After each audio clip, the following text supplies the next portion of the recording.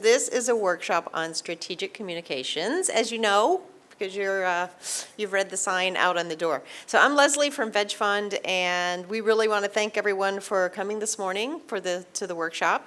That will be hosted by Ann and Annie here from the University of Florida, and I'll let them make their own proper introductions because they know themselves well. But we are delighted that you're here, and some of you may be VegFund grantees, some of you may not yet be VegFund grantees, but we hope you will become a grantee. And as you know, you really can't underestimate the power of communicating effectively. And we all come with our own biases that we are communicating effectively, and we kind of forget, like, oh, we have to really be empathic and put ourselves in the shoes of the people we're speaking to. So Anna and Annie are here today to talk to you for an hour kind of about that topic and how we might become more effective communicators. So we thank you for going on this journey with us this morning, and enjoy the coming hour, and we'll see you out there at AR. I'm going to go communicate with other people. So thanks. Thanks so much.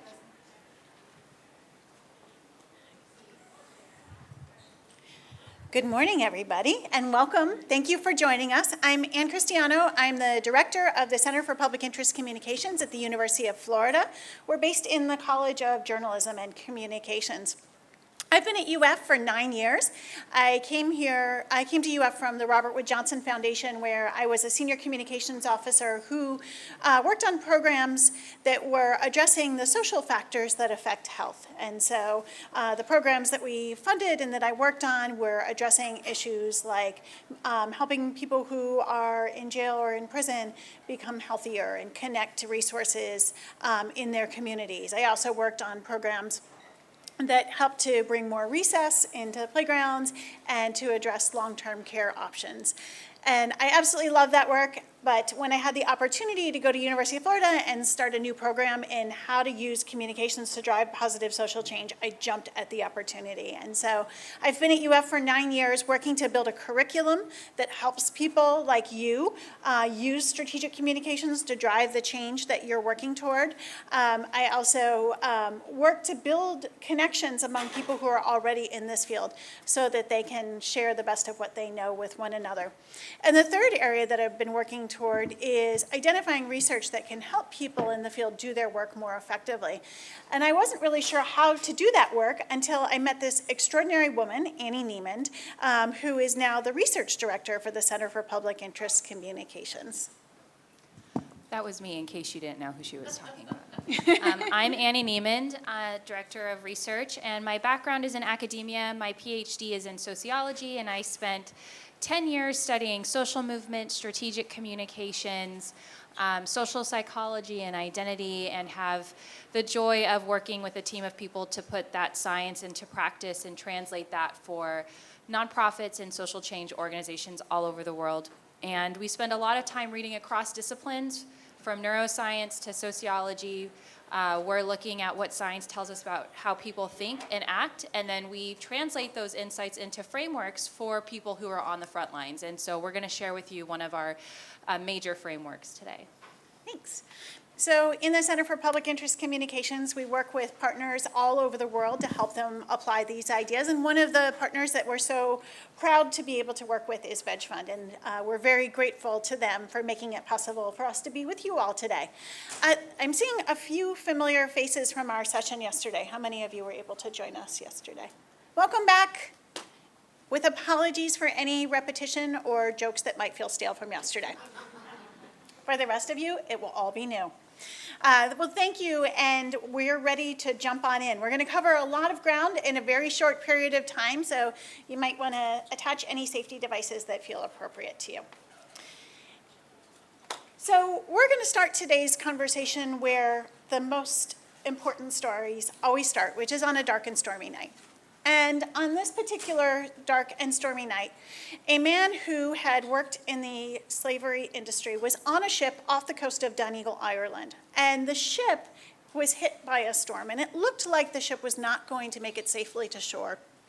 And this young man, whose name was Thomas Newton, cried out to God, and he said, "If you spare us and help us make it safely to shore, I will change my ways and I will give up swearing.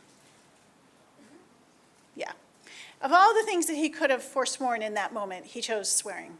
But miraculously at that moment, the story goes, the skies cleared and the ship was able to make it to shore.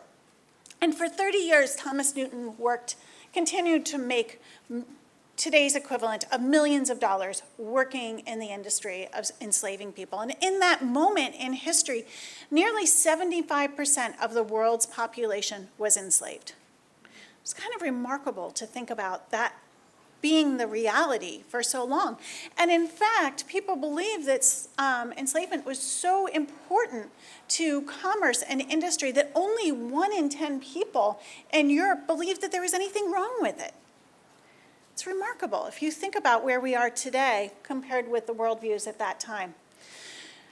After Thomas Newton had worked in the industry for some time, he began to recognize that perhaps he should change his ways. And he did so when he encountered a group of other men and women who had dedicated themselves to beginning to abolish slavery.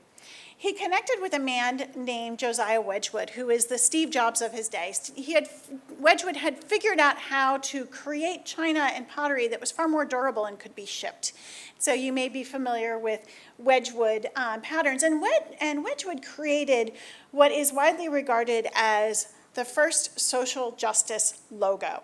This image, Am I Not a Man and Also a Brother, which began to become very fashionable across Europe. People started to wear it on their cufflinks, on their earrings. They wore it on their watches as a way of signaling their support for ending slavery. Another member of the movement created what is widely regarded as the world's first infographic, a map of the Brooks slave ship, which showed the intolerable conditions under which people were crammed together on the Middle Passage.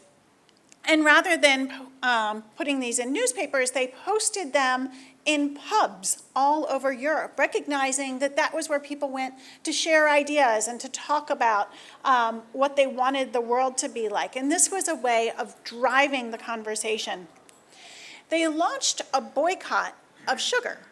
And they chose sugar for a couple of reasons. One was that sugar was a product that was produced almost entirely by people who were enslaved. The other is that sugar was a product that was purchased largely by women in Europe. Women couldn't engage in the political process in other ways, but they were the ones that were making household decisions about what kinds of products to buy. And so by choosing sugar, they were able to enlist the support of women in this movement. And they were able to reduce the demand for sugar by 30%, which demonstrated that a tie that people never thought could be severed was actually weak. And that was the economic dependence on enslaved labor. And finally, a man named Olaudah Equiano, who had been captured in Africa and worked on, and was on a slave ship. He quickly discovered a talent for cutting the hair of the officers on the ship and was able to earn enough money to purchase his freedom. And in purchasing his freedom, he also revealed his gifts as an extraordinary storyteller. And he shared his stories of the Middle Passage and the horrors that he had seen among people who were living as enslaved people. And his story, his book, his autobiography, galvanized this movement. So what we saw in this movement over a 40-year period was that what Adam Hochschild, who wrote about this campaign, said, slaves and other subjugated people have rebelled throughout history, but the campaign in England was something never seen before. It was the first time a large number of people became outraged and stayed outraged for many years over someone else's rights. It took them 50 years, but in 1833, England ended the practice of slavery, both in the country and in all of its colonies. And the other nations of the world followed shortly after. In a period of 50 years, we went from seeing a place where nearly 75% of all of the world's population was enslaved to a place where slavery was banned in nearly every country. And that's inspiring to me. And I hope it's inspiring to you too, because 50 years feels like a long time, but in the larger arc of history, it's not very long for such a massive shift. And we've seen other kinds of shifts. We've seen a similar kind of shift within the rights, within the gay rights movement and within the LGBTQ movement. And we're excited about how that has played out in the environment and looking at things like tobacco, where you've seen a massive shift happen in a much shorter period of time. And we look to those movements and we say, what is happening in those movements? And what we see is that people were really thoughtful and determined about how they use strategic communications, and they were able to use strategic communications to drive that change. So we've looked across these different movements and looked across the research to identify 6 principles that are really fundamental to doing this work well, and we want to share them with you today so that you can use them to drive your cause. So we're confronted with this question: why aren't people adopting a vegan lifestyle? We know that it's better for the environment, we know that it's better for health, we know that it's better for the rights of animals, and yet it's so hard to get people to endorse this idea. So you may have already discovered that Annie and I are very, very passionate about public interest communications. We think about it all day long. We think about it, I'm thinking about public interest communications from the moment my feet hit the floor in the morning, maybe even before my feet hit the floor in the morning. And I'm like, why isn't everybody else as excited about strategic communications to drive social change as I am? Like, why doesn't everybody care about this and trying to master it all day long, right? So this is kind of how I feel. And that feeling may be familiar to you. I recently saw this clip that went viral in Ohio of a weatherman. There were tornadoes threatening his community, and so he created the mortal sin of cutting into the Bachelorette to warn the community that tornadoes were coming. And as I watched this clip that went viral, you may have seen it, I kind of saw myself in it a little bit. I was like, oh, I've been that guy. I have absolutely been that guy. I'm just going to play this for you just in case it may feel a little bit familiar to you too. It's also rainy. I was just checking social media. We have viewers complaining already. Just go back to the show. No, we're not going back to the show, folks. This is a dangerous situation, okay? It's nice, right? Think about this was your neighborhood. I'm sick and tired of people complaining about this. Our job here is to keep people safe, and that is what we're going to do. Some of you complain that this is all about my ego. Stop. Okay, just stop right now. It's not. I'm done with you people. I really am. This is pathetic. Dangerous situation here. All right, I'm sorry I did that. It just really bothers me that we have people that don't care about other people's safety around here. That's just ridiculous. New tornado warning here. Oh, that's the same one we had. So, I don't know, I was like, yeah, I've kind of been that guy. And maybe you've also been that person. Maybe, possibly, you've been this person. And this is a very normal instinct. We feel often like if we could just get more information into people's minds, they would change their behavior, right? All we need to do is give people more information about how animals suffer. We need to give them more information about this issue, and they will completely change their behavior, right? That'll totally work. Is that working out? How is that going? Oh, yeah.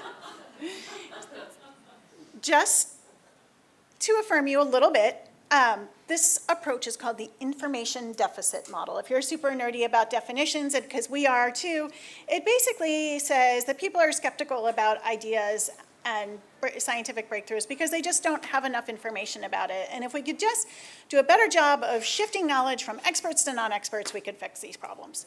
Totally works, right? So we're just going to put a little USB port in everybody's head, and we're going to upload files, and we're going to fix the problems of the world, right? Easy peasy.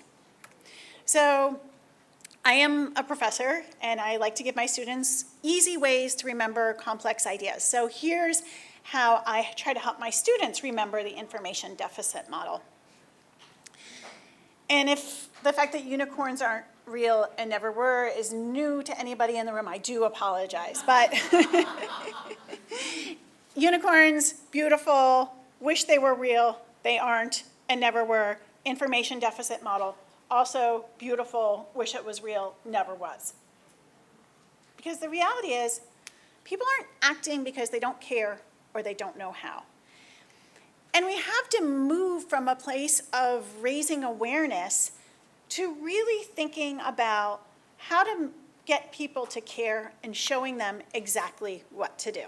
So in that spirit, we want to offer you the Activist Guide to Strategic Communications. About a year ago, Ann and I wrote an article called The Science of What Makes People Care, and we published it in Stanford Social Innovation Review. And then we got an email from Leslie with VegFund, and she said, "This is great. Can we talk? The community that I'm part of would love this. We need this." So we jumped on the phone immediately and talked, and VegFund sees the world the same way we do, and so we started to think about how we could get the science and practice that fill our frameworks into your hands. We did a webinar, and that went really well, and then we said, we need to create a guide that activists and organizations can use when they're in the field, when they're planning a campaign or initiative or an event, to help them be more strategic and more intentional. So we created the Vegan Activist Guide to Strategic Communications. You're all gonna get a copy of this, they're in the back. It has everything we're gonna talk about today and exercises you could do by yourself, with your colleagues, with your organization, that can help you begin to incorporate these ideas into your work. What you're gonna see today is the live version of that, the short live version of it. We did a longer version of it yesterday in 4 hours. We're doing it in about 50 minutes today. So that's why Ann said, hold on, because we're gonna go pretty fast. But that's what we're covering. So the first principle is that we have to bring value to a community by entering their world. How many of you go to a party, open the door and go, "What up, everybody? I'm here. I'm really interesting. Who wants to talk to me? I have pamphlets." I know, but you're weird. Nobody does that. That's not how humans interact, right? What do? We go to a party, we see who's in the room, we listen to the conversations, and when we have something relevant to add to the conversation, we add it. And that's how you should think about strategic communications. No longer is strategic communications a megaphone to your message. You are not just raising awareness about the thing you're most passionate about. Instead, you have to talk about animal rights and the vegan lifestyle in a way that provides value to a specific group of people. How does it make them be a better version of themselves? How does it solve a problem for them? Is it entertaining and compelling? We have to think about how we could talk about the work we're doing in a way that provides people value, rather than just talking about it in a way that resonates the most with us. Otherwise, we're only going to reach people who are like us, right? So we have to, it's not just being empathetic, but it's really thinking about where our values intersect. What's the thing that I go to bed thinking about, what I wake up thinking about, and what's the thing that person wakes up thinking about and is the problem they're trying to solve and the thing that they're the most obsessed with, and how can I connect those things? And research tells us we have to be really thoughtful with how we do that, because that's going to be different for every person. We can't have one story or one message that's going to work across groups, because we're all so different. We have different identities and different interests and different values. So we have to really narrow in on a specific group of people to really understand who they are and what would motivate them. And that's important because research tells us that we will avoid your information for 3 reasons. First, we avoid information if it makes us feel bad. Has anyone experienced this in your activism? People will tune out if it makes them feel guilty or shame or fear, right? Especially if they don't have a way to resolve those negative feelings. And we all do this, not just when people are trying to share new information with us. I do this all the time, navigating my world. If something makes me feel bad, I'll avoid it. Second, we avoid information if it obligates us to do something we really, really don't want to do. Think about trying to talk to someone who loves hamburgers about veganism. Why is that hard? Because they love hamburgers, right? It's something that they enjoy and they don't want to give it up. You're obligating them to do something they really don't want to do. So how can we talk about a vegan diet in a way that can overcome that psychological bias and inspire them or motivate them to try something different?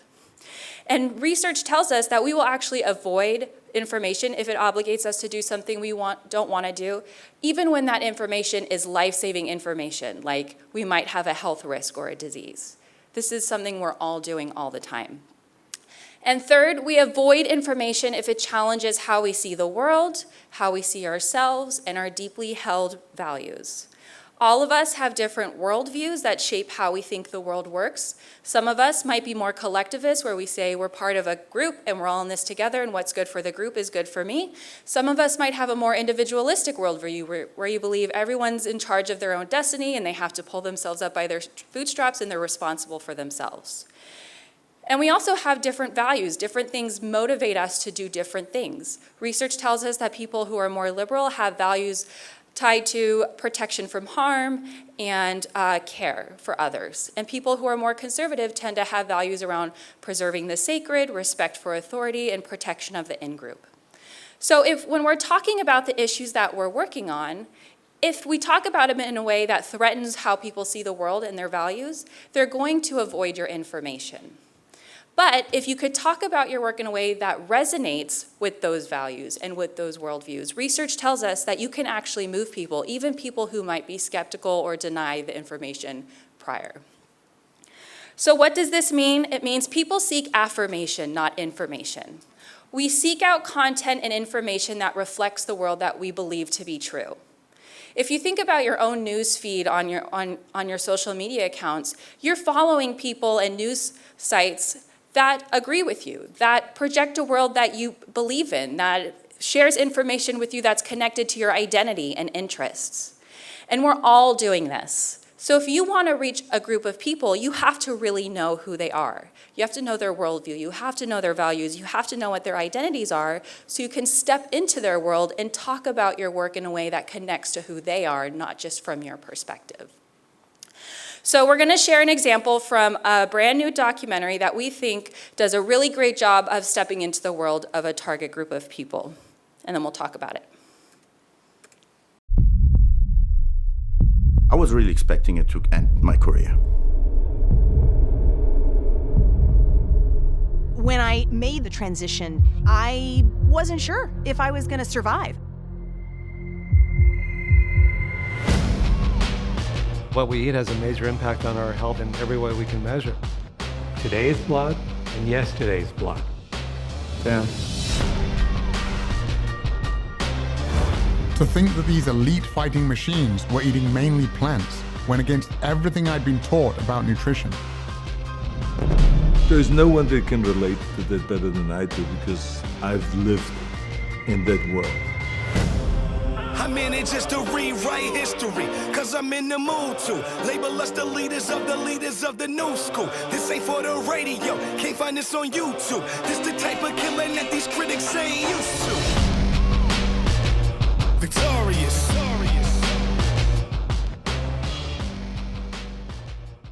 Okay, and you can just shout this out, but how did this film step into the world of a specific group of people?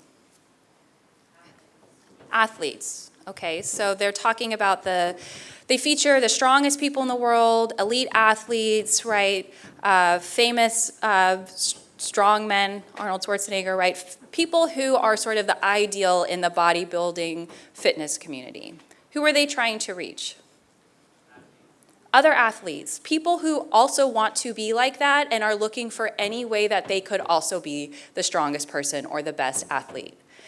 And what I think is so interesting is that nowhere did we see pictures of animals or factory farms or even environmental images, right, of degradation from all of the farms. You saw people, influencers, who look like the audience, telling them that they could be a better version of themselves if they adopt this diet and what it actually looks like, right? That's really strategic. And we had a chance to interview the filmmaker, and he said, you know, I really wanted to reach men. And I did the research, and I found that for most men, they are more likely to adopt a vegan diet if it will help them achieve their fitness goals, it'll help them get dates, and it'll help them feel more masculine.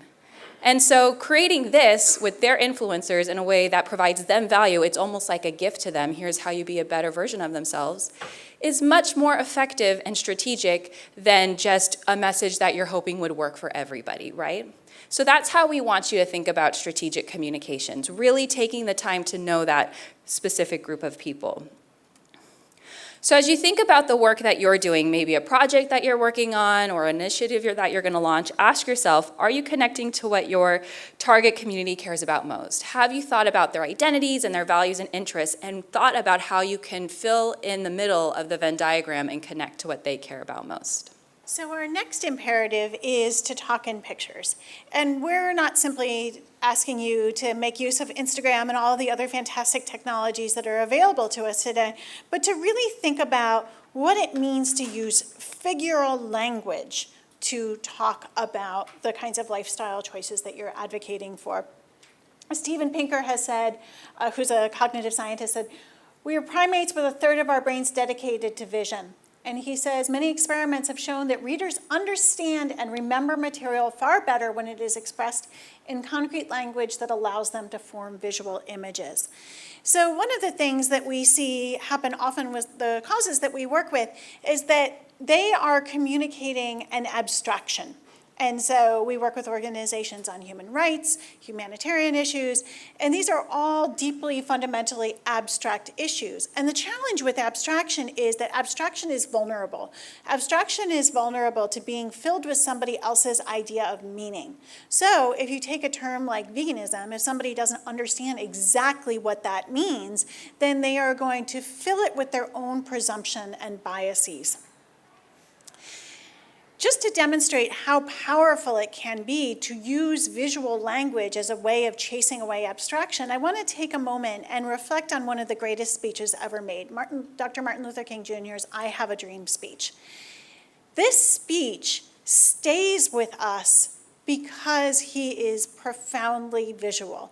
He didn't have the benefit of all of this great technology. Nobody asked Dr. King for his slide deck after he made the I Have a Dream speech, right? And yet, when you listen to that speech, it is one of the most visual speeches you will ever hear. And it's important to note that he was making this speech in a deeply political moment where people were fighting in the streets over civil rights. But he never mentions civil rights in this speech. Instead, he uses image after image after image to show us what freedom feels like. I want to play for you just 90 seconds of this speech, and I want you to listen for the images he creates and to tell me what you see after we're done, okay?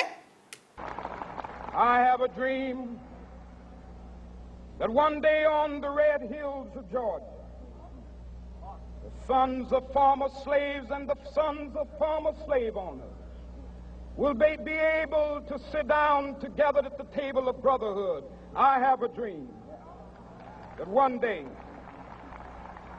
even the state of Mississippi, a state sweltering with the heat of injustice, sweltering with the heat of oppression, will be transformed into an oasis of freedom and justice. I have a dream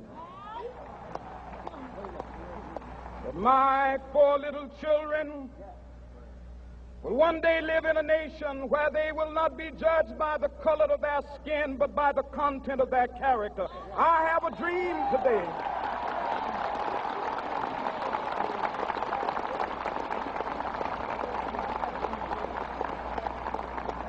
I have a dream that one day down in Alabama, with its vicious racists, with its governor having his lips dripping with the words of interposition and nullification. One day right there in Alabama, little black boys and black girls will be able to join hands with little white boys and white girls as sisters and brothers. I have a dream today. I noticed that as you were listening to that, many of you closed your eyes, which was really interesting to see you picturing it in your mind. So what were some of the images that he created for you? Oasis. Oasis was particularly powerful because they were in Washington, D.C. in August. They were hot, right? So he was contrasting what they were working toward with what they were feeling in that moment. What else? Yeah. sitting at the table of brotherhood.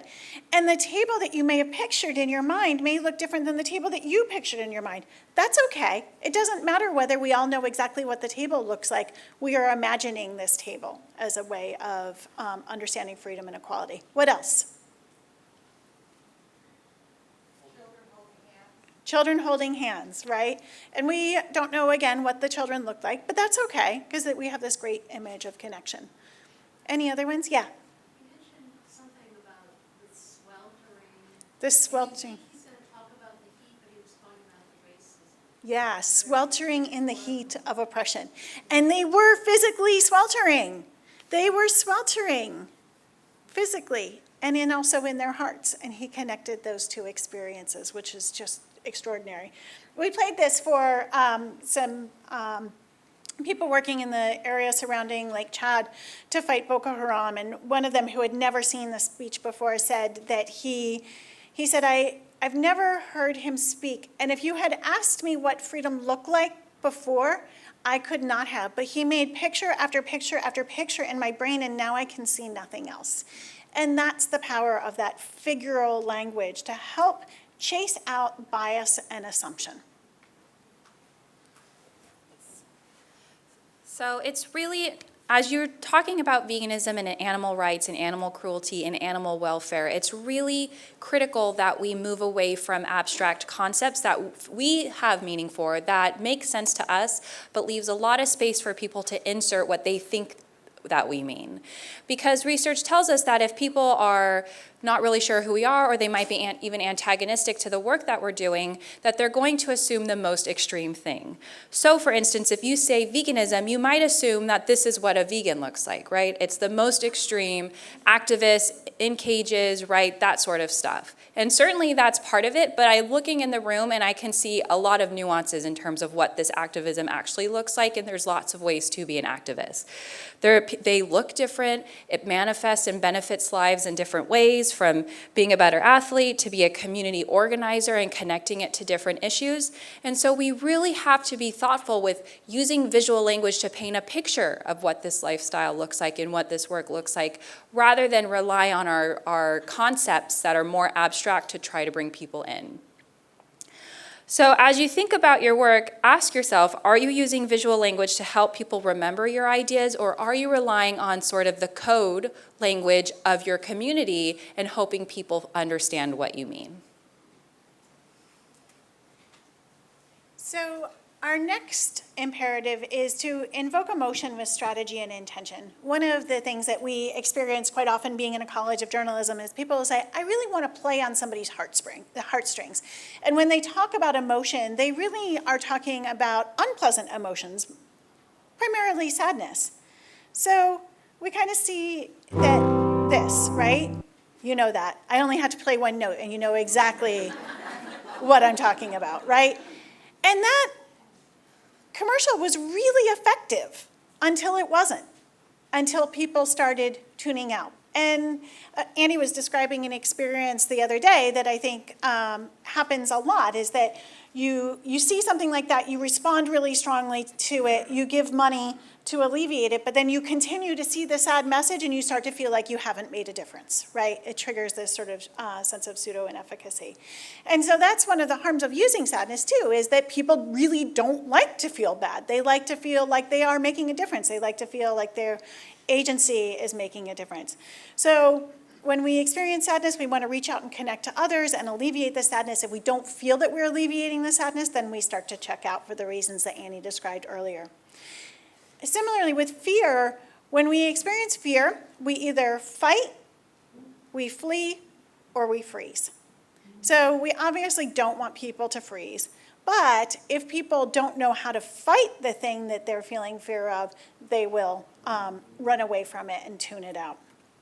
Anger is super interesting because, as anybody who's ever been in a relationship knows, when you express anger at another person, we lose the ability to take each other's perspective, right? So if Annie and I were to get in a fight and be angry at each other, we would not be able to take the other person's perspective. However, if as a room we were outraged about the same thing, that outrage would connect us and sustain us and would lead us to work together to address collectively the thing that we are outraged about. Do you want to talk about this one? Yes, sure. We started looking at positive emotions and what evolutionary psychology and other researchers tell us about what different emotions do, and we found that awe was a really powerful emotion. Does everyone know what awe is? Because sometimes, okay, so awe is the feeling when you feel small in a big world. When maybe you're standing on a mountain overlooking an ocean or a cliff and it's just vast and beautiful. Or if you've ever been on a boat and you're looking out. Or if you've ever seen a new baby born. Or if you are just marveling at the amazingness of life and its beauty. That's awe. And when we experience awe, we're more likely to be open to new perspectives that are different from our own. We lower our inclination to hold on to what we believe, and we're more open to new ideas. And research also tells us that when we're in a state of awe, we are no longer lose sense of time, and we feel like we have more time.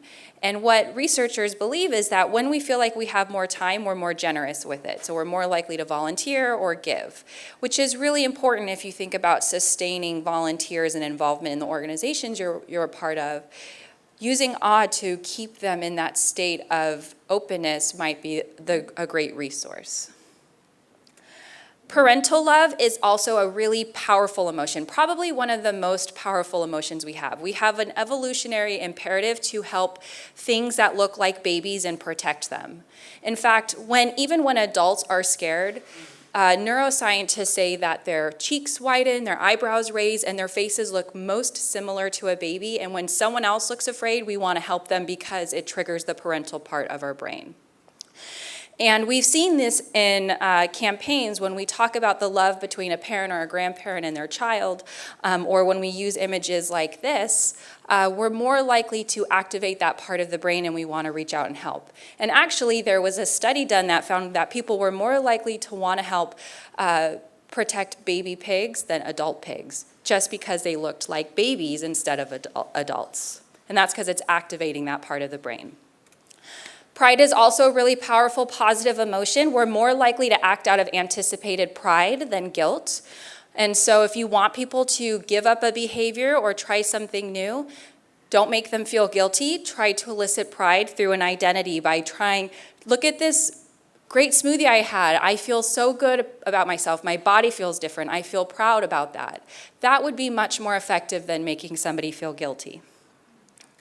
And humor is, we all love to laugh. We seek out comedy, right? This is an emotion we want to feel. So why aren't we using it more? Research tells us that comedy is really great for closing psychological distance. If something is hard for us to think about, if we can wrap it in comedy, it becomes a little bit easier to think about. There's a really great study that Anne talks about where when you're using humor, you want to punch up at the thing that people are afraid of, not punch down at the thing that doesn't have power. So yesterday we were brainstorming how to use emotions, and we had this scenario where we said, okay, it's a campaign and you're trying to get a community to stop stigmatizing pit bulls. And they came up with a great campaign where they would have pit bulls in the community licking people. I said they should have crowns on their head, like flower crowns, and people can come up and touch them. And the whole point of the campaign was to show how ridiculous it is to have fear over something so cute and loving, right? So you're punching at the fear of something so loving. Importantly, with humor, it actually has to be funny, okay? Katie Borum-Chadu, who's a researcher at American University, studies comedy and social change, and she says we can't do conference room comedy where you get the funny person on your team to write the script. That's not going to work. It actually has to be funny. So that means you partner with comedians or you share other people's content that is actually funny. Otherwise, it's probably not going to work. It's going to fall flat. And I love BarkBox. They do a fantastic job. Their goal is to sell their product, right? But what they've done is staff actual comedians to run their social media page. And their social media page are funny videos of dogs. And what do dog owners who are thinking about buying products for their dogs want to engage with? Funny videos of dogs, right? Not branded content from BarkBox. So that's a really strategic way to use comedy to bring people to your organization and build relationships with them. Okay. Oh, that was in BarkBox. That was, yeah, it was. Okay, sorry. So ask yourself, how are you using emotion intentionally to get people to connect with your ideas? What do you want people to do? What do you want them to feel when they're doing that? And how can you be thoughtful with which emotion you select to create an experience for them that's going to help them be more likely to engage in those behaviors? Okay, so the next goal is you have to make your calls to action actionable. We know that people don't act because they don't care, but we also know that people don't act because they don't know how to. And so we have to tell people exactly what we want them to do if we're going to be effective. We can't have calls to action like, for more information, click here. That's not a very effective call to action, or sign our petition. And it's important for us to remember that our goals and our calls to action are not the same thing. Your goal might be to get your community to adopt a vegan diet, but your call to action might be pressure Starbucks to make vegan options accessible and not cost more so that more people can have access to these things in our community, right? Send them a tweet or post on their Instagram. If you give somebody a vague goal like end animal cruelty or fight for animal rights, what does that even look like? There are multiple ways to do that. I wouldn't even know where to start. So instead, you would have to tailor a specific call to action to me that I know how to do in order for it to be effective. So we've looked at what makes a calls to action effective, and we found 3 things. So the first thing is your call to action needs to be concrete and specific. For example, there was a study done by Melanie Rudd at the University of Houston, and she had 2 groups of students on campus, and one group were told to go out and make the campus more environmentally friendly, and the other group were told to go out and increase recycling of a particular material on campus. Which group was more successful? The second one, because they know exactly how to do that. Not only were they more successful, but they told the researchers that they felt better about what they did, and they were more likely to volunteer again. Meaning not only are they more effective, but you're more likely to retain your volunteers if you can give them specific things to do that makes them feel good and makes them feel like they're making a difference. And I loved this call to action. This was what I was referencing earlier, where it's very specific and concrete. Post a comment on Starbucks' Instagram page and ask the company to stop charging customers for extra vegan milk. I know how to do that. That's very specific and is going to have an impact toward my bigger goal. The second thing is people need to see how their action works to solve a problem. Asking people to like you on Facebook or click for more information will probably make people feel like a drop in the bucket, like their action isn't really going to make a difference. Instead, we have to have calls to action where people feel like the thing that they're doing is actually going to go towards solving the problem and not just be a whatever. Paul Slovic, who is a decision scientist at the University of Oregon, writes about this, and he calls it pseudo-inefficacy.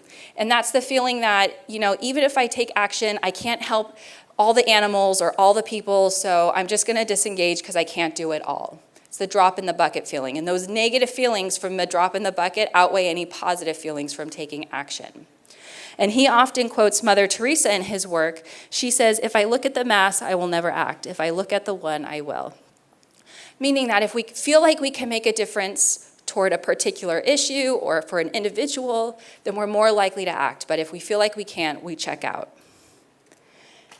And the third thing is that the people you're talking to have to know how to do it. We can't give them a call to action that's too hard for them, that's outside of their daily habits or routines, because people avoid information that obligates them to do something they don't want to do, right?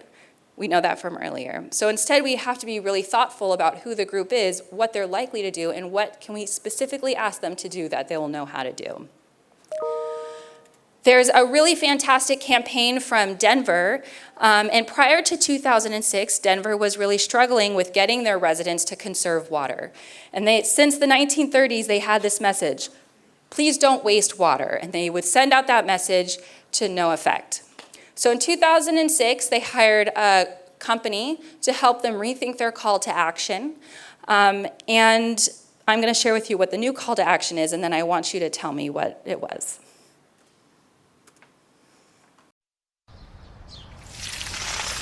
Hey, they're watering again. I love it. Extra water makes me extra awesome. Hey! So that's a little more my way. Honestly. Grass is dumb. Water 2 minutes less. They won't notice. Okay, what's the call to action? Water 2 minutes less. It was water 2 minutes less, use only what you need. I know how to water my lawn 2 minutes less.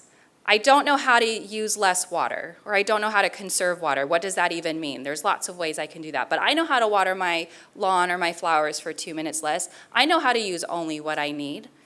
So because they had something so specific that people knew how to do, they were actually able to lower water usage among Denver residents to rates as low as the 1970s, despite the fact that the population has increased. And those rates are still that low. And that's because they talked about water conservation in a way that people knew how to take action. And in this, when we were working on this project, I had the opportunity to talk with some of the grantees from VegFund, and we spoke with Jane, who works on, I'm going to get this wrong, Veganuary. I've been practicing, I'm sorry. And she says, we look at how to veganize meals, making the steps in transition as easy as possible and showing them how. When we first started, there wasn't as much practical support as much as nowadays. There's a lot of organizations using the why approach, where Veganuary, was a more practical approach. We had 600 recipes with health and nutrition and practical label reading guides.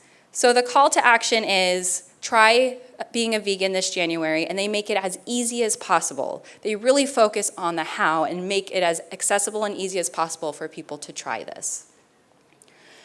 So as you think about the work you're doing, are you giving your communities a tailored, specific, and meaningful call to action?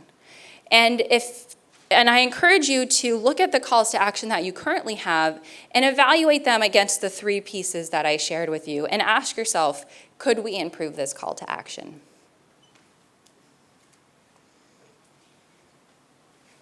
So our next imperative is to build others' curiosity.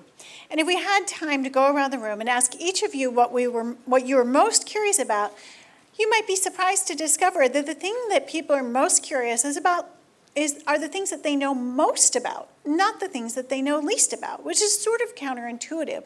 But what that means is that it is our job to connect new ideas to things that people already know. Researchers call this using schema. I think of it from the experience I had moving to Florida 9 years ago, when I was like, family, we're doing what people in Florida do. We're going to go orange picking, because apparently that's a Florida thing. It's not a Florida thing. But so we went to the Grove, and the people at the Grove were like, what do you want to pick? Do you want to pick kumquats or tangerines or lemons or pomelos? And I was like, pomelo? What is this pomelo? Like, well, it's big, it's green, it's sort of bitter. I'm like, it's like an oversized grapefruit. And I was like, show me the way. I love grapefruit. Once they connected this idea of something that was strange to me to something that was familiar to me, I felt much more comfortable experimenting with it. And I was like, show me the way, let me try it. So it's important to think about what people already know and are familiar with, and how you can connect to what is familiar and known to them. It's also useful, Annie and I love Science Friday. It is a weekly masterclass. I'm seeing smiles. Are you a Science Friday fan? Yes, okay. So it's a weekly masterclass in how to communicate complex ideas in ways that have meaning and resonate with people. And so we were really fascinated by how terrific they are at helping scientists explain their work. And so we called up the producers of the show, and we said, would you talk to us about how you help scientists prepare to be on the show? And they're like, sure, no problem. So we spent an hour with them. And one of the things that the producers told us they do when they're working with these experts is they teach them to talk in definitions. So if they have a researcher who has a particular term that's important to their work, that researcher will use that term and define it. But instead of doing what we all tend to do, which is after you define a term, you then continue to use that term, oh no. they continue to use the definition. Because if you've ever been to a cocktail party where you're asking somebody what they do, and what they do is completely new to you, and they use a term like, oh, I'm a CPA. What is a CPA? Oh, Certified Public Accountant. Okay. So then they continue to talk about CPA this and CPA that, and every time they do that, you're reaching back in your memory for what that actually means, rather than staying with them, right? And you have these me-go moments where your eyes glaze over. My eyes glaze over. So if you continue to talk in definitions, then you don't generate those me-go moments. People stay with you. So we were listening to a geologist talking about his work on Science Friday, and he was talking about two different kinds of lava. I know nothing about lava. I will never be a geologist. But he was comparing the two different kinds of lava to peanut butter and honey. Now, we know the textures of those two things and can picture them very clearly in our minds because we have experience of them. He didn't ever use the technical terms for those two kinds of lava again. He only described one as peanut butter. And so using those kinds of frameworks that people are deeply familiar with, talking in those kinds of definitions, allows them to stay with you, to understand you, and doesn't require them to share your expertise to be as passionate as you are. So, how are you building people's curiosity by talking in definitions and using language that's very accessible to help people understand your work and your causes? So, our next principle is to tell stories. We're big fans of storytelling. We're in a college of journalism and communication, and it's not simply our background as storytellers that makes us so passionate about them. Our colleague Andy Goodman, who is one of the most thoughtful people on this topic, has said, stories are the fundamental unit of human communication. If you are not telling stories, you are not communicating. Debbie Senziber, a Pulitzer Prize-winning journalist, has said, every social movement starts with a story. And Charles Fernahue, who is a novelist and neuroscientist, has done research that suggests that stories are actually the building blocks of memory, and that if we are not telling stories, we are not generating memory. And in fact, we crave narrative as the building block of memory so much that if we are trying to remember something that's not attached to a narrative, our brains will create one. It's also true that research in the Center for Neuropolicy has shown that stories create lasting changes in our brain and are associated with increased connectivity across our brain. But stories aren't messages. Nobody stayed up all night reading a message strategy by flashlight, right? Well, maybe we do, we sometimes do stuff like that. But we often hear organizations say, we need to do a better job of getting our story out there. But what they really say is our message, which nobody's interested in. It's also true that stories are not vignettes. If stories don't have a beginning, a middle, and an end, if they don't have that moment of overcoming the problem and its resolution, we actually miss the cognitive benefits of stories. So a story actually has to follow this narrative arc, which may be familiar to you from your 10th grade lit classes, right? If you don't have that climax moment where Harry Potter is in the basement of Hogwarts fighting Voldemort, you don't have a story. If you don't have that moment where the shit hits the fan and you don't think the protagonist is going to make it out alive, you are not telling a story. The challenge is, for so many of us, that part of the story is the vulnerable point. That's the part where we're not sure how things are going to turn out. And we can sometimes be uncomfortable sharing those aspects of the story, particularly when the stories belong to us. But to get the cognitive benefits of story, you have to have a beginning, middle, and an end, and you have to have a problem and the overcoming of it. So, as you tell stories about your work, if you tell stories about what motivated you to adopt this lifestyle or others around you, are you actually telling stories? And what is the structure of those stories? So we've covered a lot of ground really quickly. I want to recap them for you. Bring value to your audience by entering their world. Talk in pictures. Invoke emotion with strategy and intention. Make your calls to action actionable. Build curiosity by talking in definitions. And tell stories. We've got a bunch of resources in addition to the activist guide that you'll get at the end of this session that can help you learn more about these ideas.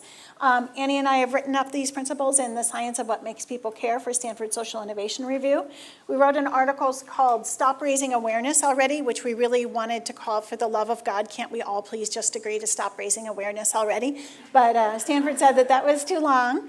If you're interested in telling better stories, we pulled together the scientific principles of what makes one story more inspiring, compelling, and memorable than another at the Science of Story Building. And you can get that online at scienceofstories.org. Annie wrote a fantastic piece about how to tell stories about complex issues for Stanford. Walked past us slowly in the past year and a half has heard us talk about what a great book New Power is.